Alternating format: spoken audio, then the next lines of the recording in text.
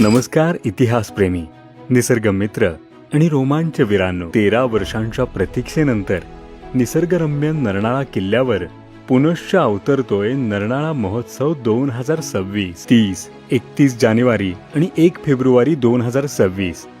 नरनाळा परिसर 3 दिवसांच्या या सोहळ्यात अनुभवूया